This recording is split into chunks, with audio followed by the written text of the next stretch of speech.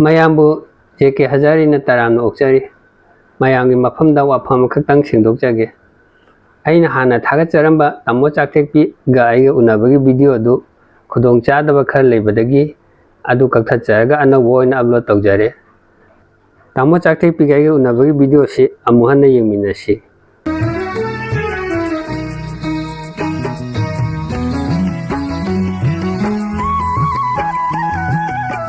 Setashine nanga aiga sarege gilaikonda Setashine nanga aiga sarege gilaikonda Ubiyune kusamnana Nanna chakalamandamba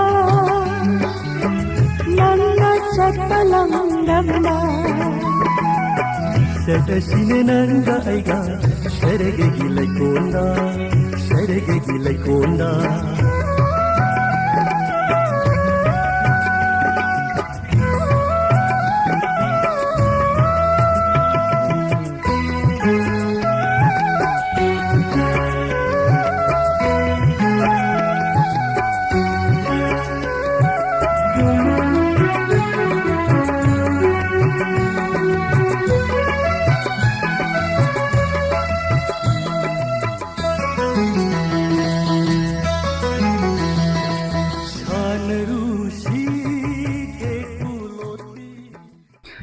ꯇꯥꯃꯣ ꯆꯥꯛꯊꯦꯛꯄꯤꯕꯨ ꯅꯣꯂꯨꯛꯆꯔꯤ ꯇꯔꯥꯝꯅ ꯑꯣꯛꯆꯔꯤ ꯏꯆꯤꯟ ꯏꯅꯥꯎꯒꯤ ꯋꯥꯔꯤꯁꯦ ꯍꯧꯗ꯭ꯔꯤꯉꯩ ꯃꯃꯥꯡꯗ ꯑꯍꯥꯟꯕ ꯑꯣꯏꯅ ꯇꯥꯃꯣꯒꯤ ꯃꯤꯡ ꯑꯃꯁꯨꯡ ꯂꯩꯐꯝꯁꯦ ꯁꯤ ꯍꯥꯟꯅ ꯑꯝꯇꯪ ꯈꯪꯖꯕ ꯌꯥꯒꯗ꯭ꯔꯥ?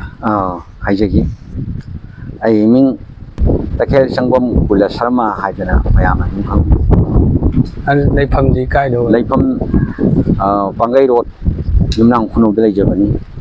ꯌꯥꯝ ꯅꯨꯡꯉꯥꯏꯖꯔꯦ ꯑꯗꯣ ꯉꯁꯤꯁꯤ ꯆꯥꯛꯊꯦꯛꯄꯤꯒꯤ ꯃꯇꯥꯡꯗ ꯇꯥꯃꯣꯒ ꯏꯆꯤꯟ ꯏꯅꯥꯎꯁꯤ ꯎꯅꯖꯕꯅꯦ ꯑꯗꯣ ꯆꯥꯛꯊꯦꯛꯄꯤꯒꯤ ꯋꯥꯔꯤꯁꯤ ꯂꯥꯛꯇ꯭ꯔꯤꯉꯩ ꯃꯃꯥꯡꯗ ꯇꯥꯃꯣꯒꯤ ꯂꯤꯂꯥ ꯐꯂꯥꯗ ꯀꯃꯥꯏꯅ ꯇꯧꯈꯤꯕ ꯍꯥꯏꯕꯗꯣ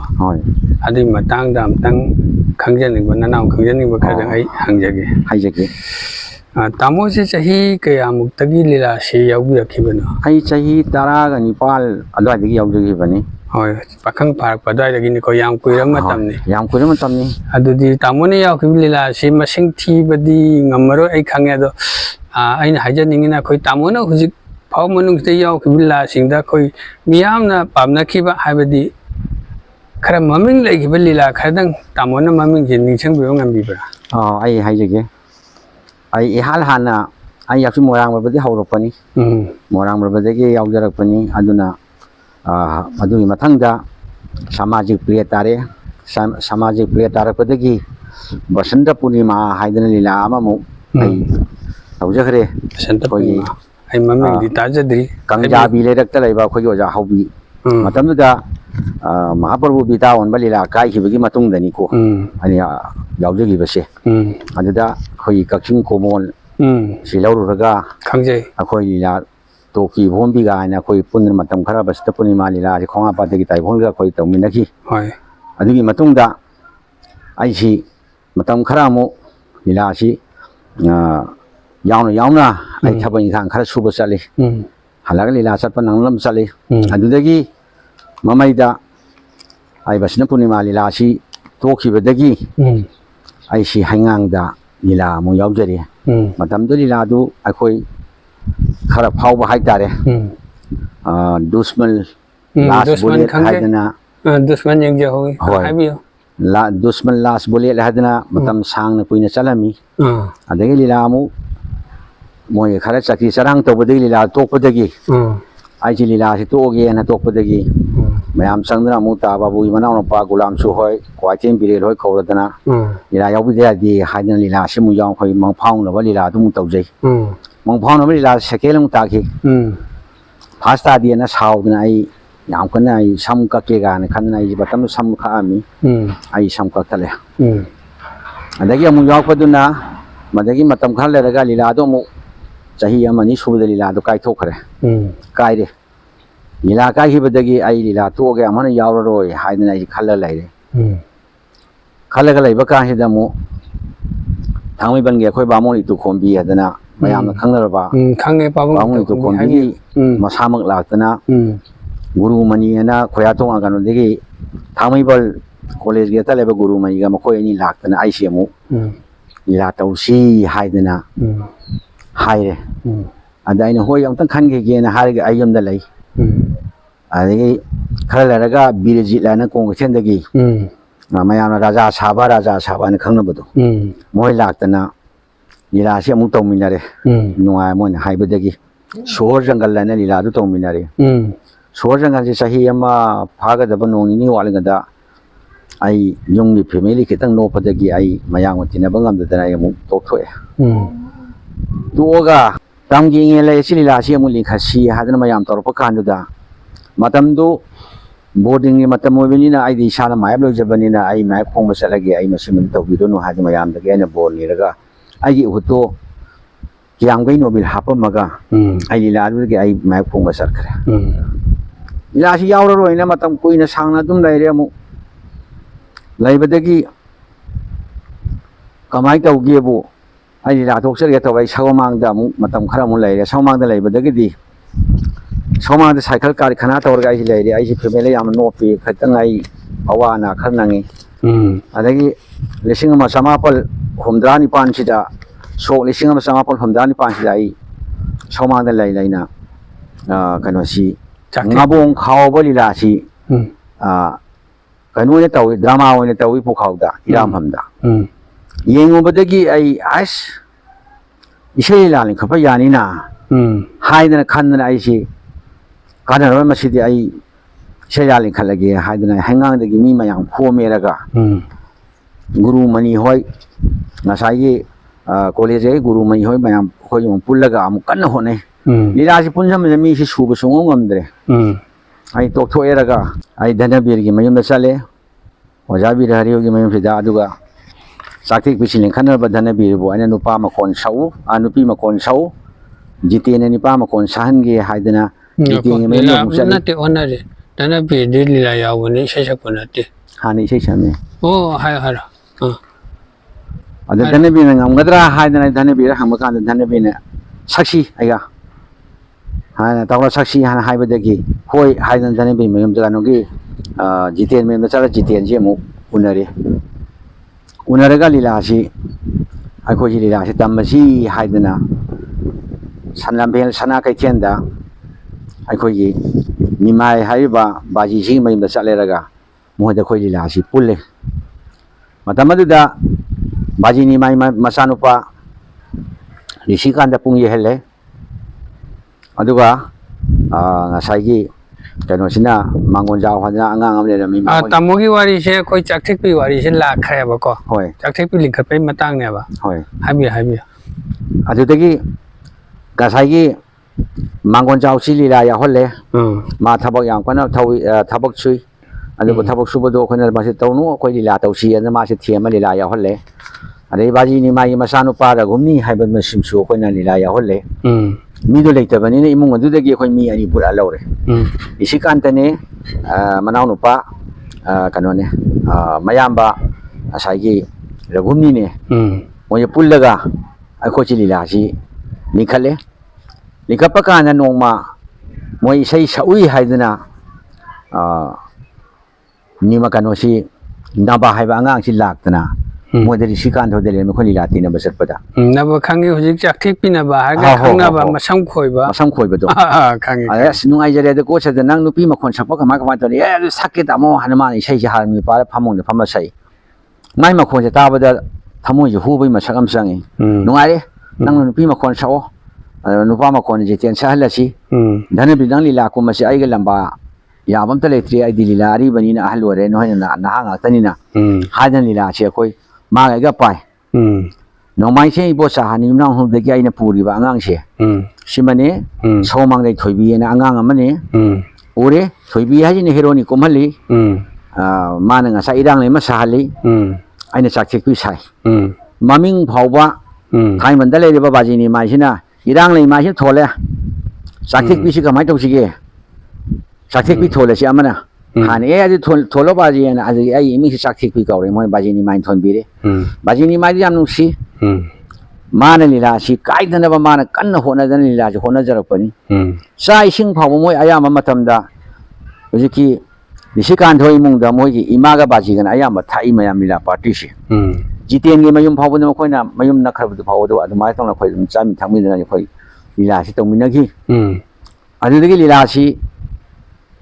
ai khoi na lila tam malom na kang manung ni ko lila si tam malor ga lila si phong do si hadana lila si phongi phongi lila sa tai de na ti Mamun ge mam tok ta phongi ai ga no mai jing mam tok ta Thai man sinam na kai ai ga no mai jing mam tok se phongi lila si phong ba de di lila si phajare hai ba si mayam hai na de dana bi wangang ma kaya hai phati hai tra ga su aina ba lila thok ki ja ba de gi aina mangsam par e thoi dak law na ihan han la yaw ko matang ne ba ihan han yaw ko si da ma si lila thok ya da ba ni thok pa do jitil hari si yam na hai ba mi ni mana saigi phat law ni in thok pa du da jitena sa service ke sakam da dana bi hai na mana thak law na law thok ki adu matung da ai mok thoi ai amung ma thola ba kan da ai su ma haure sak thek bi sakam da kul sharma hai na mana law thok pi le adu mai tong lila si akhoi lila si ma ming si sale yam nungai le lila si manipur da akhoi lila si hai na re matam de sei lila si han mani na mayam ji han mamang da di unadri ba sei lila udri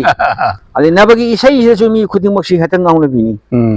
nabaji tele na ani si la ba pa ba sita mani adu de gi Dhika dara mana hai lila se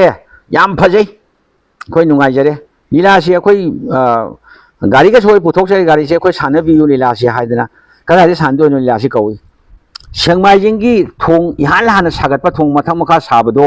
adu de ihal hana lila se ai khoi se sanai mane khoi lila se phau re thong hong bada madu de sengmai nungmai kana siriti mai matang lak na khoi si sakthek pi haidana ai ming se sakthek pi hana dum sat khare mane asida mi hoi pun sina thon be lila ni ando lila si ki maming na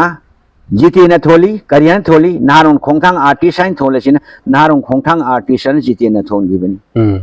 aswa ta no khoi sakthek pi lila se matam sana kuina saminare Seminaraga matam do matam khara leraga di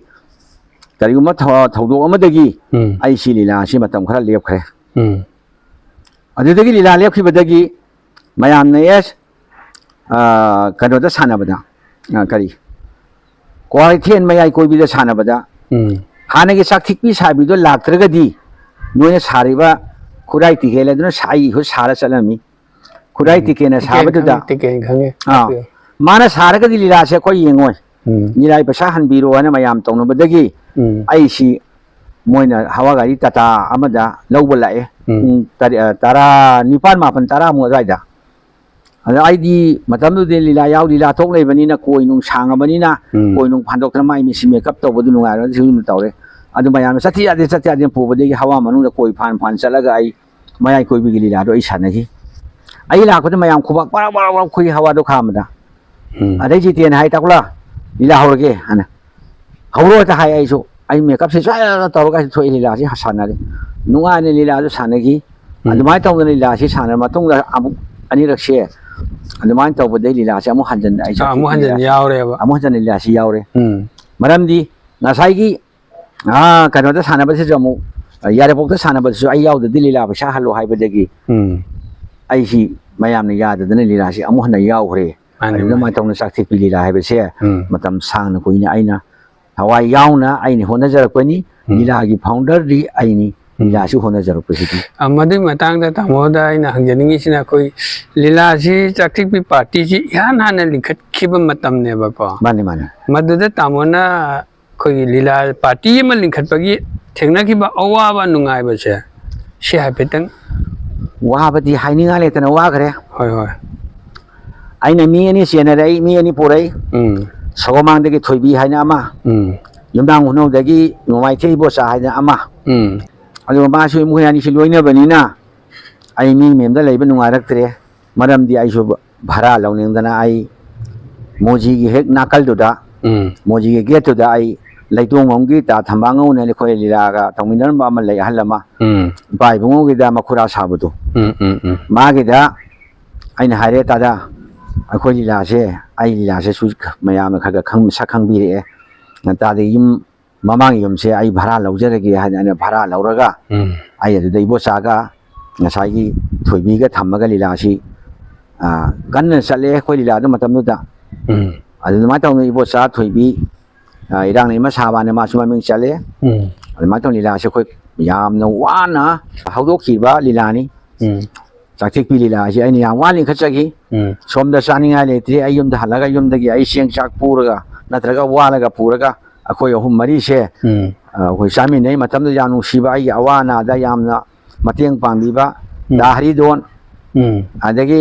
ꯃꯥꯅ ꯈꯝꯅꯨ ꯁꯥꯕꯤꯅ ꯈꯝꯅꯨ ꯁꯥꯕꯤꯅ ꯃꯌꯥꯝꯅ ꯈꯪꯅꯔꯤꯕ ꯊꯣꯏꯕꯤ ꯑꯩꯈꯣꯏꯅ ꯑꯉꯥꯡ ꯑꯣꯏꯔꯤꯉꯩ ꯇꯥꯍꯧꯋꯤ ꯃꯃꯤꯡꯁꯦ ꯃꯥꯅ ꯍꯦꯛꯇ ꯆꯦꯡ ꯄꯨꯕꯤꯔꯛꯏ ꯐꯤꯔꯣꯟ ꯈꯤꯇꯪ ꯋꯥꯠꯄꯗ ꯍꯦꯛꯇ ꯄꯤ ꯑꯗꯒꯤ ꯇꯥꯕꯤꯁꯛ ꯍꯥꯏꯅ ꯁꯤꯅꯥꯝ ꯂꯩꯀꯥꯏꯗꯒꯤ ꯅꯨꯄꯤ ꯁꯥꯕꯤ ꯑꯃꯁꯨ ꯂꯩꯔꯝꯃꯤ ꯃꯥꯅꯁꯨ ꯃꯇꯦꯡ ꯑꯗꯨꯝ ꯇꯧꯕꯤ ꯁ꯭ꯀꯨꯜ ꯑꯁꯤ ꯐꯤꯁꯤ ꯏꯜꯂꯨ ꯉꯁꯤꯗꯤ ꯁꯤ ꯁꯥꯔꯤ ꯁꯦꯠꯂꯨ ꯍꯥꯏꯗꯅ ꯑꯗꯨꯃꯥꯏꯅ ꯇꯧꯅ ꯃꯣꯏ ꯃꯁꯦꯟ ꯑꯩꯈꯣꯏ ꯄꯨꯟꯅ ꯑꯗꯨꯝ ꯆꯠꯂꯤ ꯂꯤꯂꯥ ꯆꯠꯐꯥꯎ ꯑꯗꯨꯝ ꯆꯠꯃꯤꯟꯅꯈꯤ ꯅꯨꯡꯁꯤꯈ꯭ꯔꯕ ꯖꯥꯠꯅꯤ ꯇꯥ ꯍꯔꯤꯗꯣꯟ ꯑꯗꯒꯤ ꯀꯩꯅꯣ ꯇꯥꯏꯁꯛꯁꯦ ꯑꯩꯈꯣꯏ ꯂꯣꯏꯅꯔꯛꯏ ꯑꯗꯨꯃꯥꯏꯅ ꯇꯧꯅ ꯂꯤꯂꯥꯁꯦ ꯍꯧꯗꯣꯛꯈꯤꯕꯅꯤ ꯑꯗꯨ ꯍꯧꯖꯤꯛꯇꯤ ꯀꯅꯥꯒꯨꯝꯕꯅ ꯆꯥꯛꯊꯦꯛꯄꯤ ꯁꯥꯕꯤ ꯀꯅꯥꯅꯣ ꯍꯥꯏꯕꯗꯨ ꯃꯌꯥꯝꯅ ꯈꯪꯗꯕꯁꯨ ꯌꯥꯎꯏ ꯑꯈꯪꯕꯁꯨ ꯌꯥꯎꯏ ꯈꯪꯗ꯭ꯔꯦ ꯅꯍꯥꯔꯣꯜꯁꯤꯡꯗꯤ ꯑꯗꯨꯕꯨ ꯑꯩꯒꯤ ꯆꯍꯤ ꯃꯇꯥꯡꯁꯤꯗꯗꯤ ꯃꯥ ꯂꯤꯂꯥꯗ ꯃꯇꯝ ꯁꯥꯡꯅ ꯇꯧꯈ꯭ꯔꯕꯅꯤ나 ꯃꯤꯅ ꯑꯩꯕꯨ ꯈꯪꯕꯤꯗꯔꯤ ꯁꯛ ꯈꯪꯕꯤꯗꯔꯤ ꯃꯥꯅꯦ ꯃꯅꯤꯄꯨꯔꯁꯤꯒꯤ ꯆꯥꯛꯊꯦꯛꯄꯤ ꯍꯥꯏꯔꯒ ꯂꯣꯏ ꯃꯃꯤꯡ ꯆꯠꯂꯝꯃꯤꯕꯅꯤ ꯑꯗꯣ ꯃꯇꯝ ꯀꯨꯏꯅ ꯂꯤꯂꯥꯁꯦ ꯄꯣꯊꯥꯔꯕꯅꯤꯅ ꯇꯥꯃꯣ ꯈꯪꯕꯁꯦ ꯍꯧꯖꯤꯛꯁꯤ ꯀꯅꯥꯝ ꯂꯩꯇ꯭ꯔꯦ ꯍꯥꯏꯕ ꯆꯥꯛꯊꯦꯛꯄꯤ ꯍꯥꯏꯕꯁꯤꯗ ꯂꯤꯂꯥ ꯐꯦꯁꯤꯐꯝꯗ ꯃꯤꯁꯤ ꯑꯣꯝꯕ ꯉꯥꯛꯇꯅꯤ ꯍꯦꯛ ꯂꯤꯂꯥ ꯁꯥꯟꯅꯐꯝ ꯌꯧꯕꯗ ꯀꯗꯥꯏ ꯆꯥꯛꯊꯦꯛꯄꯤ ꯁꯥꯕꯤ ꯀꯗꯥꯏꯅꯣ ꯏꯔꯥꯡ ꯂꯩꯃ ꯁꯥꯕ ꯀꯗꯥꯏ ꯍꯦꯔꯣ ꯀꯗꯥꯏꯅꯣ ꯍꯥꯏꯗꯅ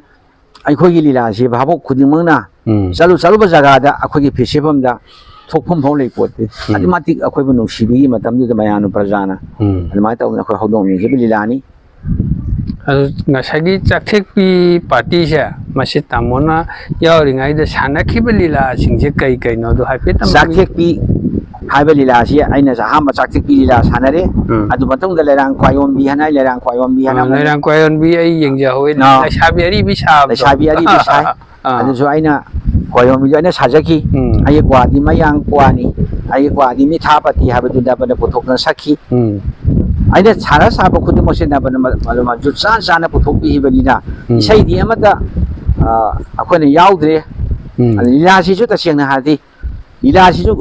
ꯚꯣꯂꯨꯝ ꯀꯅꯥꯅ ꯏꯒꯦ ꯀꯅꯥꯅ ꯄꯨꯊꯣꯛꯀꯦ ꯍꯥꯏ ꯇꯥꯔꯒꯗꯤ ꯑꯩꯒꯤ ꯋꯥꯈꯜꯗꯒꯤ ꯑꯌꯥꯝꯕ ꯄꯨꯊꯣꯛꯄꯅꯤ ꯆꯥꯛꯊꯦꯛꯄꯤ ꯂꯤꯂꯥꯁꯦ ꯑꯗꯨꯒ ꯖꯤꯇꯦꯅ ꯀꯣꯂꯣꯝ ꯄꯥꯏꯔꯒ ꯑꯩꯅ ꯍꯥꯏꯔꯛꯄꯗꯣ ꯃꯥꯅ ꯏꯁꯜꯂꯒ ꯑꯗꯨꯃꯥꯏꯅ ꯇꯧꯅ ꯆꯥꯛꯊꯦꯛꯄꯤ ꯂꯤꯂꯥꯁꯦ ꯍꯧꯈꯤ ꯂꯩꯔꯥꯡ ꯈ꯭ꯋꯥꯏꯌꯣꯟꯕꯤꯁꯨ ꯑꯗꯨꯃꯥꯏꯅ ꯍꯧꯈꯤꯕ ꯉꯥꯛꯇꯅꯤ ꯂꯩꯔꯥꯡ ꯈ꯭ꯋꯥꯏꯌꯣꯟꯕꯤ ꯃꯊꯪꯗꯤ ꯂꯩꯔꯥꯡ ꯈ꯭ꯋꯥꯏꯌꯣꯟꯕꯤ ꯃꯊꯪꯗꯗꯤ ꯕꯤꯗꯥꯏ ꯋꯥꯡꯕ ꯕꯤꯗꯥꯏ ꯋꯥꯡꯕꯁꯤ ꯂꯤꯂꯥꯁꯤ ꯑꯃꯨꯛ ꯇꯧꯀꯥꯟꯗ ꯕꯤꯗꯥꯏ ꯋꯥꯡꯕꯁꯤ ꯑꯃꯨꯛ ꯁꯦꯒꯥꯛ ꯀꯥꯏꯅ ꯑꯃꯨꯛ ꯆꯠꯂꯦ ꯑꯗꯨꯁꯨ ꯑꯩꯅ ꯑꯔꯤꯕꯤ ꯃꯧ ꯂꯩꯁꯥꯕꯤ ꯑꯃ ꯁꯥꯔꯒ ꯑꯩꯅ ꯕꯥꯔꯅꯤꯗꯒ ꯆꯠꯄ ꯑꯗꯒꯤ ꯂꯥꯏ ꯈꯨꯔꯨꯝꯕꯒ ꯆꯠꯄꯗ ꯑꯩꯅꯒ ꯆꯣꯡꯕ ꯈꯣꯠꯄꯗ ꯃꯌꯥꯝꯅ ꯑꯉꯥꯡ ꯅꯨꯄꯤ ꯃꯌꯥꯝꯅ ꯅꯣꯡꯉꯥꯜ ꯐꯥꯎꯕ ꯇꯝꯅꯩ ꯑꯩ ꯍꯧꯖꯤꯛ ꯐꯥꯎꯕ ꯅꯤꯡꯁꯤꯡꯉꯤ ꯑꯗꯨꯕꯨ ꯍꯧꯖꯤꯛꯇꯤ ꯑꯩ ꯂꯤꯂꯥꯒꯤ ꯊꯕꯛꯁꯦ ꯑꯩ ꯌꯥꯎꯖꯗ꯭ꯔꯦ ꯕꯤꯗꯥꯏ ꯋꯥꯡꯃꯒꯤ ꯃꯇꯥꯡꯁꯤꯗ ꯑꯩꯅ ꯊꯦꯡꯅꯖꯍꯧꯕ ꯑꯃꯈꯛꯇꯪ ꯑꯩ ꯍꯥꯏꯖꯒꯦ ꯑꯩꯈꯣꯏ ꯕꯤꯗꯥꯏ ꯋꯥꯡꯃꯁꯤꯗ ꯀꯃꯥꯏꯅ ꯇꯧꯒꯦꯕꯨ ꯇꯥꯃꯣꯁꯤꯅ ꯑꯉꯥꯡꯁꯤ ꯄꯣꯔꯒ ꯊꯣꯔꯛꯑꯦ ꯍꯣꯏ ꯊꯣꯔꯛꯑꯒ ꯀꯃꯥꯏꯅ ꯇꯧꯒꯦꯕꯨ ꯑꯩꯈꯣꯏꯒꯤ ꯃꯗꯨꯗ ꯇꯥꯃꯣꯅ ꯁꯥꯕꯁꯦ ꯌꯨ ꯉꯥꯎꯕ ꯅꯨꯄꯤ ꯑꯃ ꯁꯥꯏꯌꯦꯕ ꯈꯪꯗꯕꯗꯒꯤ ꯌꯨꯁꯦ ꯊꯛꯆꯜꯂꯨꯕ ꯑꯗꯨ ꯌꯨ ꯉꯥꯎꯔꯒ ꯊꯣꯔꯛꯑꯦ ꯑꯗꯨꯒ ꯉꯁꯥꯏ ꯑꯉꯥꯡꯒꯤ ꯙꯅꯕꯤꯁꯤꯗ ꯊꯥꯔꯝꯃꯦꯕ ꯊꯥꯕꯁꯤꯗ ꯀꯃꯥꯏꯅ ꯇꯧꯏ ꯇꯥꯃꯣꯒꯤ ꯑꯉꯥꯡ ꯀꯣꯜꯂꯛꯏꯕ ꯅꯥꯍꯣꯡꯁꯤ ꯐꯤꯒꯣꯜꯁꯤ ꯂꯧꯊꯣꯛꯑꯒ ꯙꯅꯕꯤꯗ ꯂꯣꯏ ꯄꯤꯊꯣꯛꯑꯝꯕꯩꯗ ꯀꯃꯥꯏꯅ ꯇꯧꯒꯦꯕꯨ ꯇꯥꯃꯣꯒꯤ ꯀꯔꯤ ꯍꯥꯏꯅꯤ ꯑꯩꯈꯣꯏ ꯅꯨꯄꯥꯒꯤ ꯕꯣꯗꯤꯁꯤ ꯇꯁꯦꯡꯅ ꯎꯔꯦꯕ ꯅꯨꯄꯥꯒꯤ ꯕꯣꯗꯤꯁꯤꯗ ꯐꯅꯦꯛ ꯁꯦꯠꯂꯒ ꯑꯗꯒꯤ ꯐꯨꯔꯤꯠ ꯃꯀꯥ ꯑꯃ ꯂꯤꯠꯂ ꯇꯧ ꯂꯩꯔꯝꯃꯦꯕ ꯃꯗꯨꯗꯗꯤ ꯍꯦꯛꯇ ꯃꯌꯥꯝꯁꯦ ꯋꯥ ꯅꯣꯛꯇꯅ ꯀꯃꯥꯏꯅ ꯇꯧꯋꯤ ꯁꯨꯡꯂꯦꯞ ꯂꯦꯞꯈꯤꯗꯕꯅꯦꯕ ꯅꯣꯛꯄꯁꯦ ꯍꯥꯏꯗꯤ ꯂꯤꯂꯥ ꯅꯨꯄꯤ ꯁꯥꯕꯤꯁꯤ ꯅꯨꯄꯥꯅ ꯁꯥꯕꯁꯤ ꯂꯣꯏ ꯈꯪꯅꯩꯀꯣ ꯈꯪꯅꯔꯒꯁꯨ ꯀꯃꯥꯏꯅ ꯇꯧꯒꯦꯕꯨ ꯅꯨꯄꯥꯒꯤ ꯕꯣꯗꯤꯗꯨꯗꯤ ꯑꯃꯨꯛꯇ ꯎꯗꯦꯕ ꯂꯤꯂꯥ ꯌꯦꯡꯉꯤꯕꯁꯤꯡꯁꯤꯅ ꯃꯥꯏꯗꯣ ꯅꯨꯄꯤ ꯑꯣꯜꯂꯒ ꯑꯗꯨꯗ ꯅꯨꯄꯤꯅꯦ ꯈꯜꯂ ꯌꯦꯡꯅꯕ ꯉꯥꯛꯇꯅꯦꯕ ꯑꯗꯣ ꯉꯁꯥꯏꯒꯤ ꯇꯥꯃꯣꯒꯤ ꯃꯤ ꯅꯣꯛꯍꯟꯕ ꯉꯝꯕꯒꯤ ꯆꯥꯡꯁꯦ ꯃꯗꯨꯗ ꯑꯉꯥꯡꯁꯦ ꯊꯥꯔꯝꯕꯁꯤꯗ ꯀꯃꯥꯏꯅ ꯇꯧꯒꯦꯕꯨ ꯅꯨꯄꯥꯒꯤ ꯕꯣꯗꯤꯁꯦ ꯎꯔꯛꯄꯁꯤꯗ ꯃꯌꯥꯝꯅ ꯍꯦꯛꯇ ꯅꯨꯄꯥ ꯃꯌꯥꯝꯁꯦ ꯀꯥꯏꯒꯤ ꯅꯣꯛꯄꯅꯦꯕ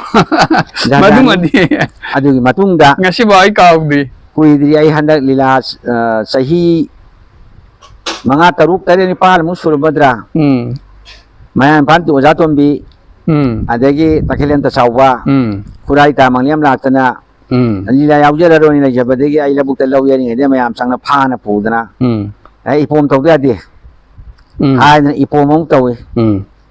ai ipom yaujara ro ta dai ai koi siram dai sin danga naha wanda koi purani ta pun mani adu samajik si ta pundri hana mong ta ni pun gi adu koi sijara ge haidana lila si ipom lila amuk taw yaw le mayam sangna ꯑꯗꯨꯗꯤ ꯀꯩ ꯃꯃꯤꯡ adugi lila adugi maming di koina imau di sana ne tholi imau di sana ne bali la sida ꯇꯤꯚꯤꯗ ai te bidang he lak pase adu dai maya man tombi ga pai na dai kurai manglem na kano gi khutam chai masanu pa joy adu ne hero kum halli adagi nupi na kongphan gi anga ama sa halli adu ma tang kholi la si matam khara sahi ani mai manga sahi manga mu ti chala me mado aduga adu matung da di ai lila si ai mit usalak tare ai lila si yaw si makeup tawraga ai cha idam da makeup tawbada isum pirang yak pangam dre lila toksare ge haidana adagi lila toki adu he toki bada mathang lone sigre akoi kasar chapadagi gano si takelen ta chaw si ai chalage ai matam jai lam si tarani haibadagi ta chaw hitumina sengre adai ma sengre khoi lila si sanagi sanagum jira haibada khara sanagi ji hana khoi mathang asanda kanai bong da sisar da lakipur da adagi tolen khunda khoi mathang sanaga lila taraga taruk tere sanara khoi thole ta chawbodi khoi ma sakhiba numitugi numini humni laraga sina paula khe taklem chawse masa matom da sine ba mai matam chapchana khangjaba mini ai lam sitarani kulami ngon haido noi thokhage hana ma ngon hai matumi singhi bani ma khangjai le khurai ta manglem masu adum khangi sini changi haibase mayam han ta tombi akhoi gi matam akhoi gi khudra phom kendra gi MLA kari pukhau da gi ne kan phuju dai ni mana baton si lauraga dolai thabi sanaraga dolai thabi gi wang lan baja la wang dolai thabi sanaraga dongalaga phuju sanaraga halaga konjeng lai kai da cinema mati ema namni haidana tawbadagi cinema du namaga kalatale ga ma hing tumdre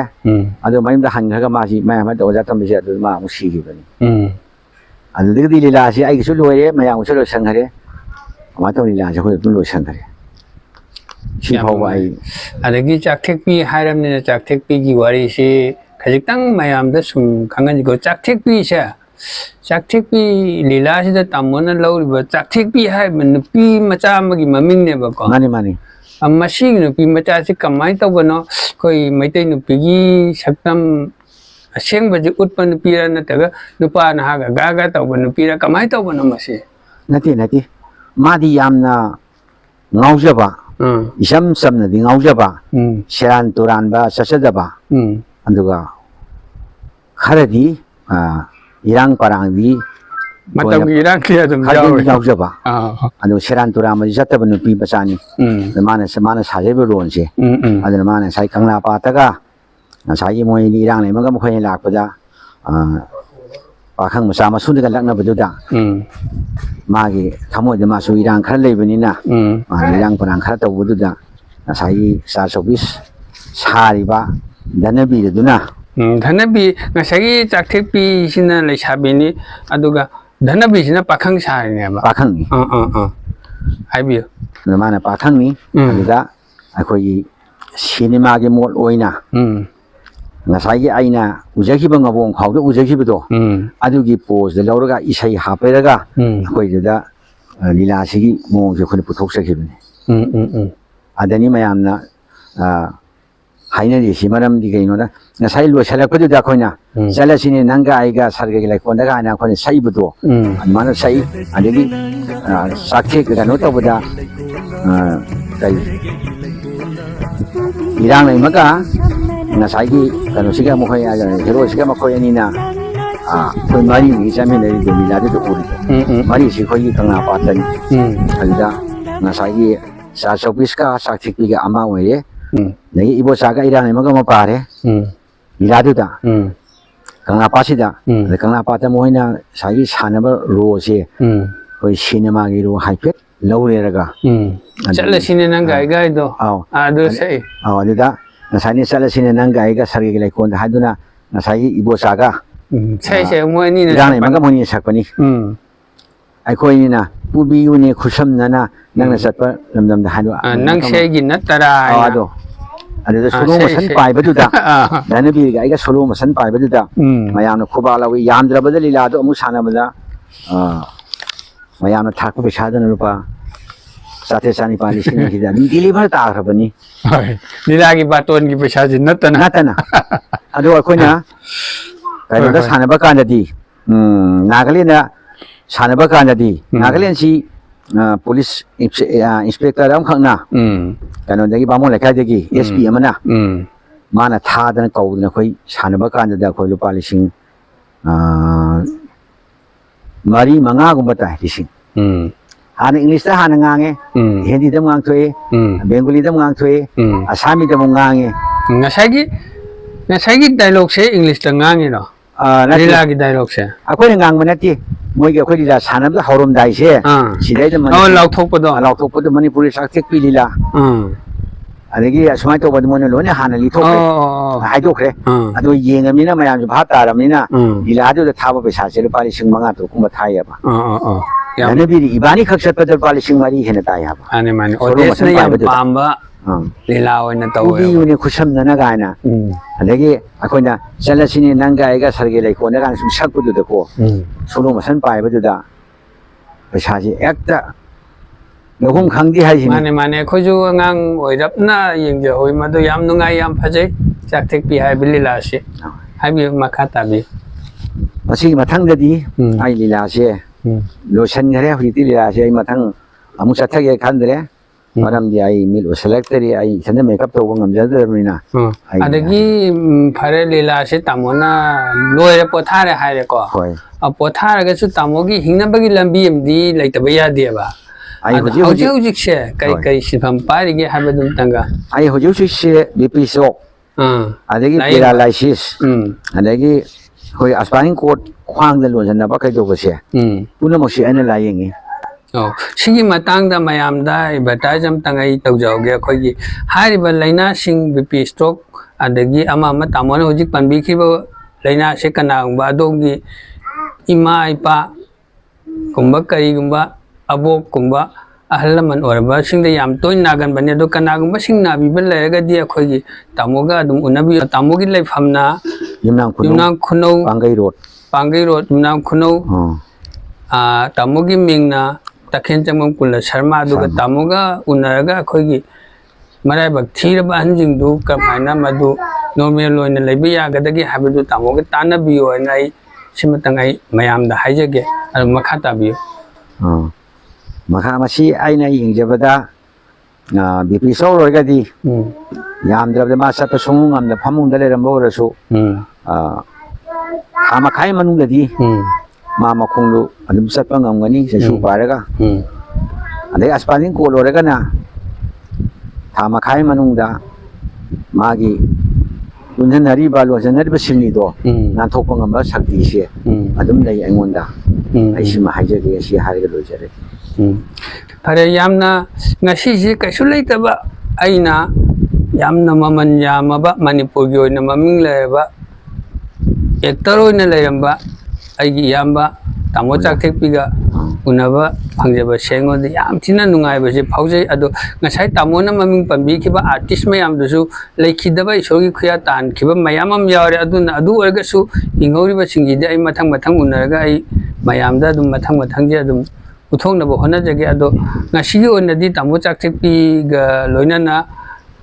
ꯃꯌꯥꯝꯗꯒꯤ ꯑꯔꯣꯏꯕ ꯕꯤꯗꯥꯏ ꯂꯧꯖꯒꯦ ꯕꯥꯏ